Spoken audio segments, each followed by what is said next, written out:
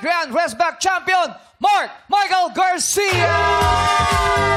Bumati ka muna sa Madlang People! What's up, Madlang people? Yeah, yeah, Yeah, ang taray ng yeah. Paano ulit yun? yeah, yeah! Yung kapal ng boss si Kuya Bong, kasing kapal ng boss si Mark Mike. Yung kapal ng boss, yung kapal ng mukha ko. Oh, it's okay. It's a tayo naman tayo doon Yeah. sa kapal ng mukha. Pero ano kaya, tanungin natin, kung anong nararamdaman mo na pinakanta sa'yo ang original version ng Run to You. Yun, oh. Siyempre, unang-una, alam mo yun, nakakakaba. Kasi nga, alam natin lahat kung saan ang galing eh. Galing kay Whitney talaga yung una. So, nakaka-pressure. But at the same time, nakaka-overwhelm and nakakataba ng puso. Kasi sa dami-dami ng artist talaga, bakit Ikaw ako ang yung napili. napili? Opo. So, napaka-thankful ako. Napaka-honored ako na ako yung nabigyan ng privilege, ako yung nabigyan ng rights ng mga composers, Sir Alan Rich, and of course, Sir Judge Friedman. Thank you so much. Nagalingan daw kasi sila sa'yo. Maraming salamat. Hanggang ngayon, parang hindi pa rin ako makapaniwala. Napili ka kasi naniniwala sila sa kausayan Yes. mo. Pag Tsaka yung TNT pang international Yeah. na Ganun talaga. Ganun talaga. Palakpakan natin, guys. Balita namin, surprise daw to para sa'yo.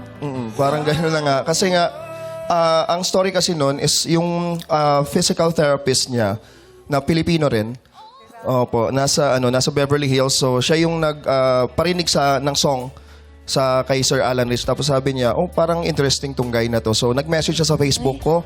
And then, grabe. at first parang parang hindi ako makapaniwala. Sabi ko, isang Parang totoo ba yan? isang batikang composer na magme-message sa akin. So sabi ko, why not kung hindi ko subukang replyan. So sabi ko sa manager ko, replyan natin. And then after a few days, dun, so nag-reply siya, sabi niya, I am Alan Rich, I am the composer, blah, blah, blah.